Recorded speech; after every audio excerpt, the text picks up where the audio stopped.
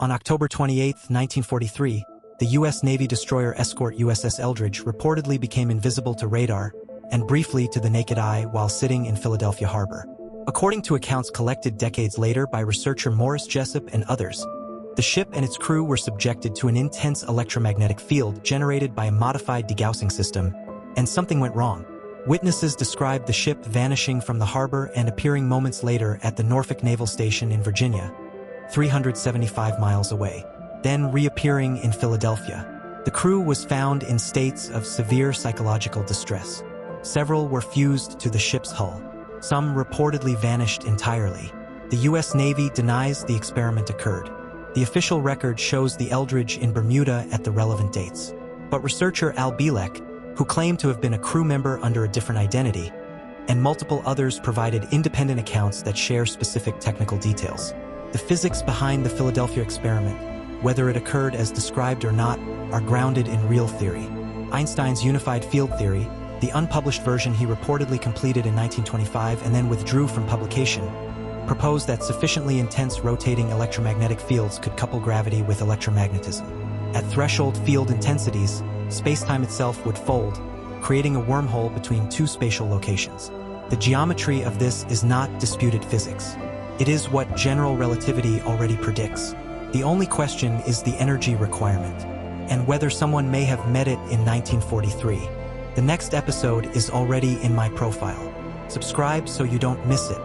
The Montauk Project deepens the story in a direction that moves from physics to consciousness.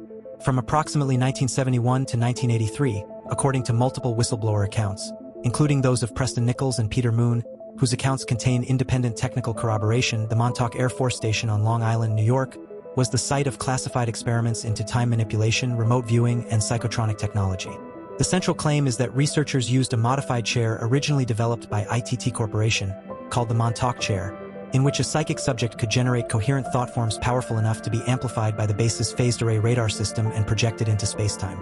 At sufficient power levels, the thought forms allegedly created physical objects and, at extreme power levels, opened what witnesses described as a hole in time, a vortex through which physical objects and personnel could travel to different historical periods. The corroborating physics, which Nichols documented in technical detail, involves the relationship between consciousness and the electromagnetic field. The brain generates coherent oscillating fields in the ELF, extremely low frequency, range. The Earth's Schumann resonance is also in the ELF range. At resonance, the human mind's electromagnetic output couples with the planetary field. Scale that coupling with terawatt-level radar amplification, and you potentially have a time antenna. The CIA's declassified Stargate program, which ran for 20 years and produced documented remote viewing results, confirms that consciousness can access information outside conventional spatial and temporal boundaries. Montauk, if real, was simply the weaponized, physically directed extension of the same phenomenon. The next episode is already in my profile. Subscribe so you don't miss it. The documented time slip cases, reported from every culture across all of recorded history, follow a consistent pattern that suggests the phenomenon is real, intermittent, and involves consciousness directly. In 1979, two British couples on vacation in France reported arriving at an 18th century version of a hotel they had passed the previous day. Period furniture, period staff in period clothing, no modern plumbing or electrical outlets. They checked out, drove on, returned, and found the modern hotel with no trace of the earlier version. The case, investigated by the Society for Psychical Research, remains unresolved. The physics of consciousness-based time access was formalized by physicist David Deutsch in his many worlds interpretation of quantum mechanics. Every quantum event branches the universe. All branches exist simultaneously. What we call the present is one branch among an infinite stack of coexisting timelines. If consciousness is the observer that collapses quantum probabilities into experienced reality, then in principle, a shift in the observer's quantum state could correlate the observer's experience with a different branch, a different temporal slice, while the physical body remains stationary. This is not science fiction.